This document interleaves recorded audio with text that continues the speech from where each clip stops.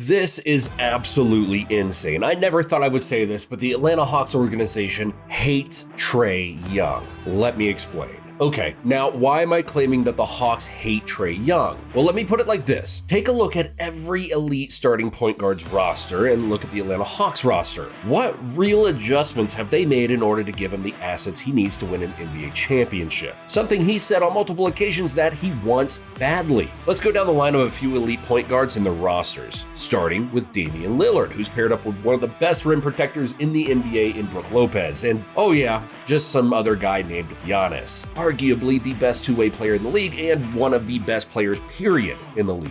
Although the Bucks have had their fair share of troubles with all of their coach drama, they are still one of the best teams in the NBA and will cause a lot of problems in the playoffs. Not to mention they still have Bobby Portis, Patrick Beverley, three-point contest participant Malik Beasley, and Chris Middleton, along with two really good young guys, MarJon Beauchamp and Andre Jackson. Now, take a look at Shai Gilgeous-Alexander. They have Lou Dort, who's one of the best defenders in the NBA, Jalen Williams, aka J-Dub, who's looking like a budding all-star, and Chet Holmgren, who's in the Defensive Player of the Year race. Now, look at Tyrese Halliburton. The Pacers went out and got him one of the most underrated two-way stars in the NBA in Pascal Siakam. The New York Knicks went out and got Jalen Brunson, one of the most gifted defenders of this era, OG Anunoby, and he's made the Knicks legit title contenders. Now, look at the Hawks. What moves did they make at the deadline to try and help Trae Young, who is equal or better than all of the guards I just mentioned? Hawks general manager Landry Fields said this after not making a move at this year's deadline. "I think we'll know when it's time to move on from players, and we'll know when it's time to bring in somebody new. But obviously, right now, that wasn't the time. This was not the time." With any sort of concept that came in, it's not just the short-term results, or the short-term goals, I should say, that we're interested in. It's long-term. So basically, to sum up everything he's saying, they didn't make a move because he wants to focus on the team's future rather than make a move now that would instantly impact the team this season, which would be fine if you were in charge of the Pistons or Spurs, but that's not the case. He is the general manager for the Hawks, who have Trae freaking Young. Not only that, but the Hawks have been upset over 3 years in a row, and this season will be a fourth. So I just truly don't understand the entire long-term approach. Maybe he doesn't watch basketball and isn't aware that teams like the Bucks, Knicks, 76ers, Cavs, Thunder, Kings, and Celtics are very young and will only get better and better throughout the next 2 to 3, maybe even 4 years. And again, that would be fine if his team was the Spurs or Pistons. But Trae Young isn't going to stick around that long and endure that many losing seasons, especially when he knows he's one of the best players in the league. The Hawks not making a move at the deadline was them waving the white flag on the season in my eyes, if we're being completely honest. I also thought they would either trade Trae Young or DeJounte Murray, but they ultimately ended up keeping both. However, when asked about the trade rumors right before the trade deadline, Trae Young said this: "The best players in the game have all been traded. Some of the few lucky ones have been blessed to be drafted in situations where they can win championships, and it will all be perfect for them. They can stay in that situation forever." That's what I wanted to do, and that's what I want to do with Atlanta, but who knows? It's a type of league where things change and it happens. But obviously, my mindset is staying in Atlanta right now, and I don't get caught up in all the rumors and stuff. My contract is locked in for a couple of years, so I don't have very much say in it right now.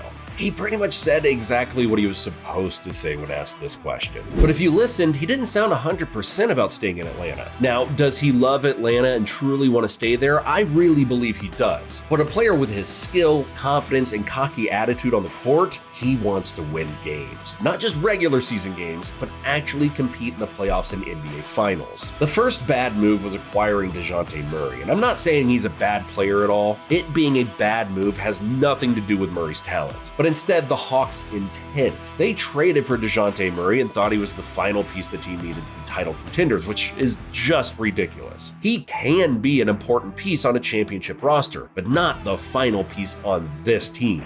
I would have done everything in my power to get Pascal Siakam, or at least OG, at the trade deadline. The Hawks have assets too. DeAndre Hunter, Sadiq Bey, Clint Capella, Bogdan Bogdanovic, and Jalen Johnson are all very attractive pieces that you could have used to make a deal happen. Now, would getting Siakam make the Hawks contenders? No, probably not. But it would make them better and at least give the impression that the Hawks are in win-now mode. Or maybe they have huge plans for this offseason. I still don't agree with them not making moves, but I would maybe be on board if they were to do big things in the summer. This free agency pool coming up is very deep in terms of high-quality role players and borderline all-stars. Now, of course, they won't be signing James Harden, LeBron, or anyone of that magnitude, but if there was a way they could get Nick Claxton, Miles Bridges, maybe even Klay Thompson, that would be a game changer. But let's put the brakes on real quick and get out of fantasy land for a second. That could only happen if they were to get rid of Clint Capella, Bogdanovich, and DeAndre Hunter's contracts, which is easier said than done.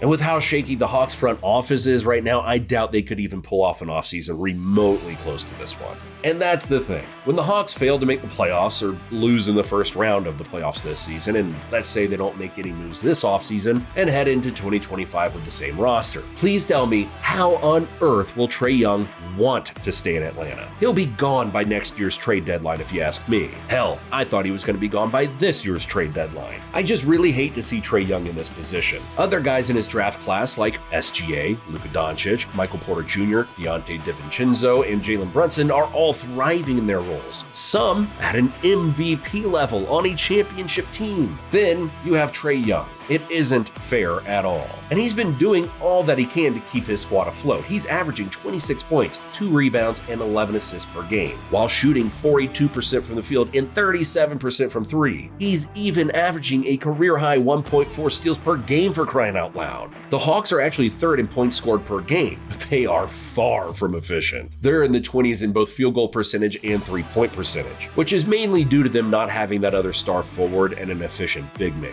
Here are the top 5 teams in field goal percentage: the Pacers, Thunder, Suns, Lakers, and Bucks. And the Timberwolves and Clippers are 6th and 7th respectively. They all have elite guards and a forward and an efficient big man. So this offseason, that should be the focus for them. Plus, they'll most likely have a lottery pick in the draft. And while it might not look like there's any superstars from the outside looking in, it's filled with future role players who could help teams with championship aspirations. I mean, who knows? They could find a crucial piece in the lottery the same way the Miami Heat did when they drafted Tyler Hero in 2019. He wasn't expected to be an all-star caliber player, but in his rookie year in the postseason, as Miami progressed through the subsequent rounds, Hero's role expanded. In the Eastern Conference semifinals against the top-seeded Milwaukee Bucks, the young guard showcased a level of fearlessness rarely seen in rookies. His scoring, timely three-pointers, and ability to create on his own brought a new dimension to the Heat's offense. Despite being the underdogs, Miami eliminated the Bucks in 5 games, stunning the basketball world.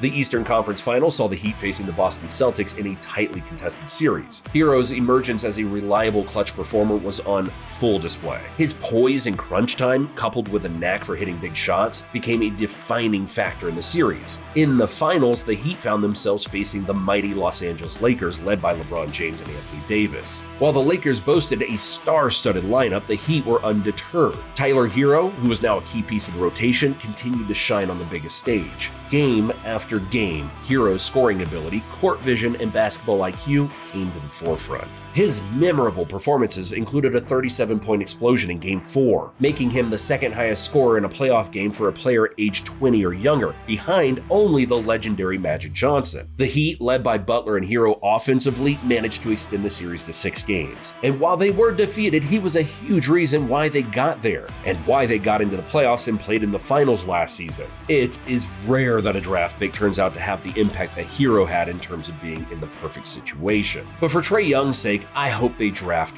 well this year. All in all, I'm just not too sure what to make of the Hawks front office. Do they seriously hate Trae Young and want to sabotage his career? Or do they have a trick up their sleeve this offseason? Let me know in the comments down below. Thanks for watching, and I'll see you in the next one.